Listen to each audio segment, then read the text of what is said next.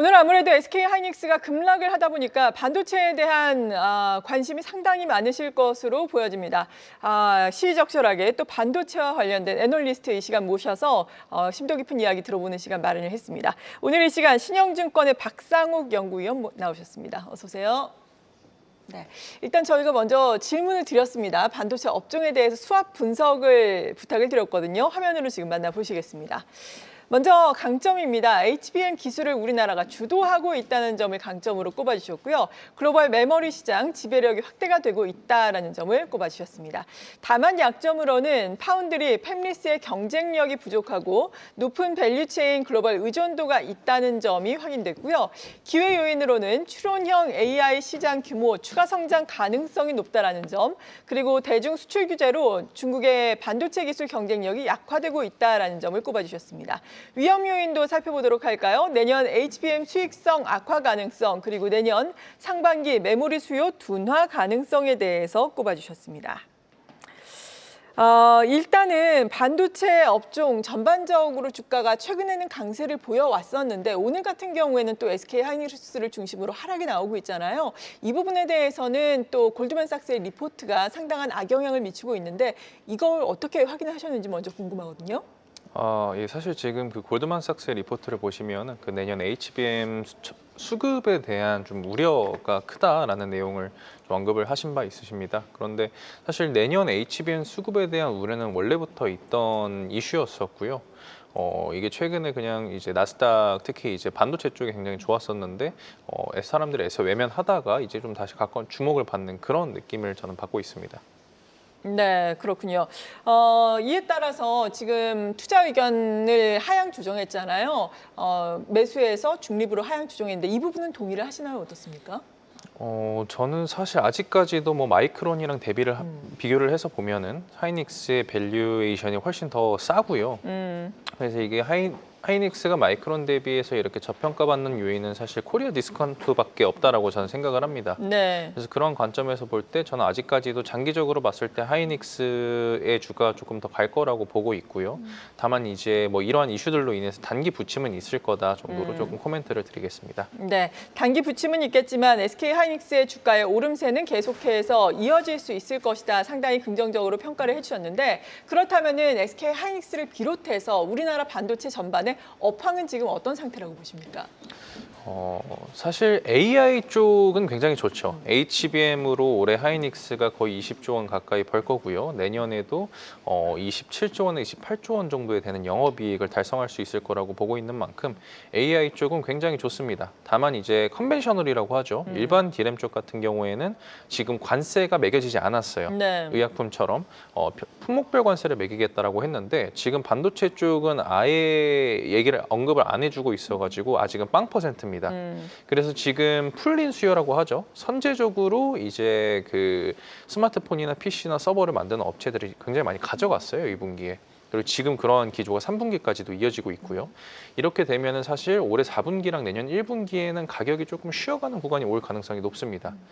결론적으로 말씀드리자면은 AI 쪽은 좋고 컨벤셔널 쪽은 조금 안 좋아질 가능성이 있다. 그냥 업황은 조금 이렇게 좀 정리드릴 수 있을 것 같습니다. 네. 그리고 반도체 장비 기업 ASML이 좋은 실적을 냈지만 성장에 대한 우려감으로 인해서 간밤에 주가가 좀 하락하지 않았습니까? 이 부분에 대해서는 어떻게 보셨습니까? 말씀해주신 것처럼 그 단기 실적은 굉장히 좋았는데 이제 하반기에 대해서 조금 컨센서스, 좀 가이던스를 조금 조정을 한 부분이 있습니다. 네. 물론 이제 막 크게 조정을 하진 않았지만 이렇게 좀 최근에 나스닥이 많이 올라온 상황인 만큼 사람들이 악재에는 조금 더 민감하게 반응하고 호재에는 조금 덜 민감하게 반응하는 그런 경향을 보여줬지 않나 싶습니다. 네. 그렇다면 TSMC도 2분기 실적 발표를 앞두고 있잖아요. 여기에 대한 전망은 어떻게 하고 계세요? 사실 TSMC 같은 경우에는 대만 업체들은 상장사 같은 경우에 월별 매출을 의무적으로 공표를 해야 그렇죠. 됩니다. 예. 그래서 사실 2분기 실적이 어느 정도 윤곽이 나온 상태고요. 이제 하반기에 어느 정도까지 업사이드를 볼 수 있느냐가 조금 관건일 것 같습니다. 그렇군요. 그리고 엔비디아 또 H20 칩의 대중 수출을 다시 시작할 것이다라고 밝히지 않았습니까? 여기에 대해서 어제 또 마침 리포트를 관련해서 내셨던데 리포트 내용을 좀 소개를 해주실 수 있을까요? 예. 아직까지 네. 정확히 수출이 재개됐는지에 대한 거는 어느 언론사들도 아직 파악을 못하고 있고요. 뭐 됐다 안 됐다라는 얘기가 많이 있지만 될 가능성이 높을 것 같습니다. 네. 근데 그렇게 되면은 사실상 중국 쪽으로 HBM이 탑재된 GPU를 못 나가는 상황이었다가 이제는 수출 가능한 그림으로 가는 거거든요.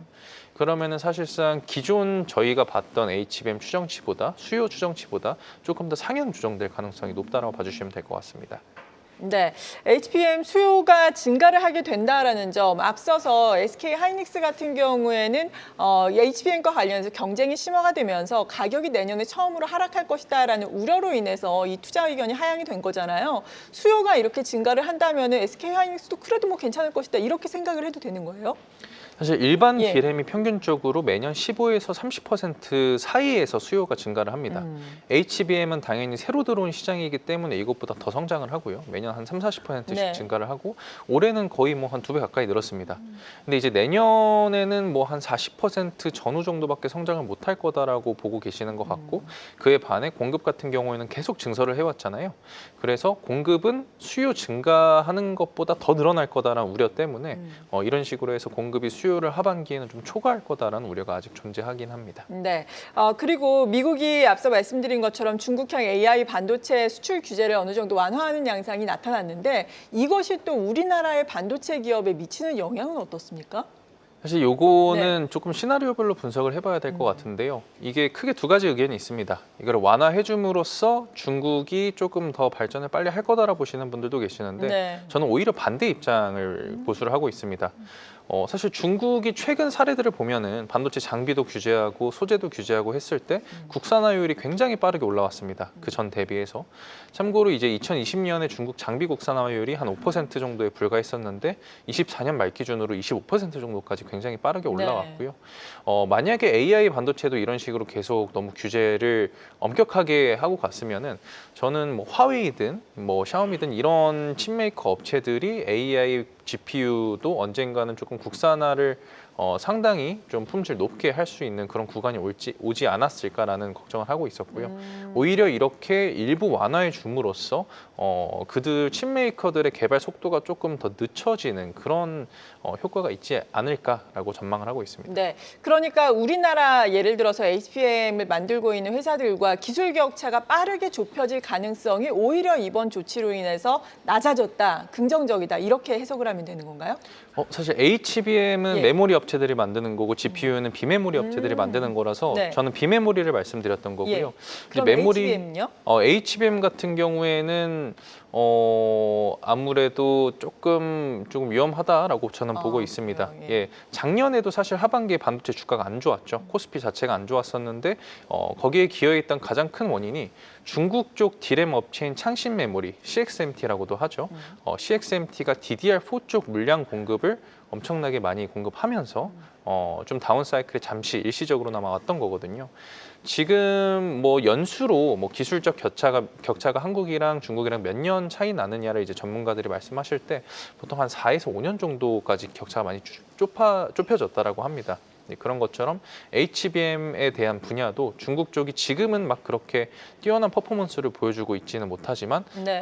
이제 앞으로는 좀 빠른 속도로 추격해올 가능성이 높다라고 봐주시면 될 것 같습니다. 네. 그리고 우리가 관심이 있는 것은 또 삼성전자와 관련해서 엔비디아향 HBM의 지금 퀄 테스트가 언제 통과가 되느냐 이에 따라서 납품이 언제부터 이루어지느냐 이 부분 아니겠습니까? 이 부분에 대해서는 지금까지는 혹시 어떻게 확인이 되고 있나요? 아무래도 삼성전자가 1A 나노, 1B 나노 웨이퍼로 이제 HBM3, 3E를 만들었었는데요. 1A 나노, 1B 나노 때 조금 뭐 성능이나 이런 것들이 경쟁사들 대비해서는 조금 덜 좋다라는 평가를 네. 받고 있습니다. 그래서 지금 1C 나노, 이제 차세대 디램이라고 하죠. 1C 나노 쪽에 굉장히 사활을 걸고 있는데 3사 중에서 디램 3사 중에서 유일하게 1C로 HBM4를 만들겠다라고 합니다. 그래서 결론적으로 HBM3E까지는 조금 계속 더딘 모습을 보여줄 가능성이 높다라고 보고 있고요. 반면에 최근에 HBM-C 수율이나 성능이 많이 잡힌 만큼 HBM4 쪽에서의 기대감이 지금 많이 있다라고 봐주시면 될 것 같습니다. 네. 그리고 최근에 리포트를 통해서 반도체에서 믿을 만한 것은 HBM 또 AI뿐이다라고 또 말씀을 하셨던데 HBM4와 관련해서는 지금 메모리 양산 시점이라든지 이에 따른 수혜 기업에 대해서 어떻게 평가를 하고 계신가요? 일단 HBM은 항상 이제 엔비디아의 신제품과 같이 출시가 되고요. 엔비디아 차세대 제품인 루빈이 올해 말에 초도 물량이 생산되는 만큼 HBM4 생산 시점도 초도 물량 생산 시점도 올해 말이라 봐주시면 될 것 같고요. 이제 본격적인 양산은 내년에 온기 반영될 거다라 봐주시면 될 것 같습니다. 거기에 이제 HBM4 같은 경우에는 하이닉스랑 마이크론 같은 경우에는 이제 엔비디아 쪽으로 일부 샘플 같은 것도 보냈고 네. 꽤 평가가 나쁘지는 않다라고 보고 있는데 여기에서 삼성전자가 얼마만큼 잘 할 수 있느냐가 이제 내년에 HBM4 패권 전쟁이 누가 가져가느냐가 결정이 될 그런 중요한 요소인 것 같습니다. 네, HBM4 패권 전쟁과 관련해서 마이크론도 양산 계획이 있는 거잖아요. 국내 기업들과 기술력 격차가 어느 정도 있는 상황인가요? 최근에 네. 이제 마이크론 같은 경우에는 수율도 굉장히 많이 올라왔다라는 평을 받고 있고요. 다만 이제 캐파라고 하죠. 생산 능력 자체는 DRAM 3사 중에서는 굉장히 좀 낮은 편이기는 합니다. 올해 말 기준으로 삼성전자가 한 170K per month 정도 되는 HBM 캐파를 증설을 할 거고요. 그 정도까지 증설을 할 거고요. 하이닉스 같은 경우에는 155, 마이크론 같은 경우에는 한 60에서 70 정도로 나머지 두 업체 대비해서는 생산 용량 자체는 굉장히 적다.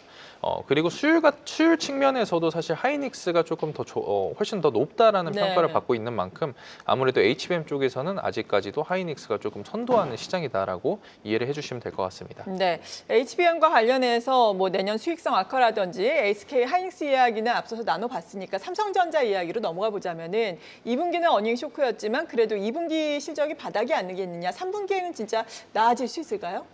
3분기에는 2분기가 저는 당연히 바닥이라고 생각을 합니다. 네. 이번에 2분기에 일회성 비용들이 많이 발생했습니다. 대략 한 1.4조 원 정도 발생했다라고 보고 있는데요. 그래서 원래 시장에서 바라보던 2분기 실적이 한 6조 원이었던 반면 실제로는 한 4.6조 원밖에 못 나왔던 거죠. 이런 것들이 이제 HBM 쪽 재고평가 손실 충당금이랑 이제 파운드리 쪽 재고평가 손실 충당금 등이 발생했었는데요. 이제 이런 것들을 제외하고 3분기에는 비용을 다 털었기 때문에 2분기에는 비용을 다 털고 3분기로 넘어가는 것이기 때문에 3분기에는 무조건 좋아질 수밖에 없고요. 그리고 추가적으로 3분기부터는 이제 브로드컴 향으로 HBM3E가 이제 출하가 될 예정이고요. AMD도 일부 출하 시작할 예정인 만큼 HBM 쪽에서도 개선세를 보여줄 것이다라고 이해를 해주시면 될 것 같습니다. 네, 그렇다면 반도체 업종 내에서 최선호주와 차선호주를 꼽아주신다면요? 하이닉스랑 삼성전자 중에서는 네. 지금 시점에서는 아무래도 하이닉스가 단기적으로 많이 올라온 만큼 삼성전자가 조금 더 좋은 대안책이라고 저는 생각을 하고 있고요.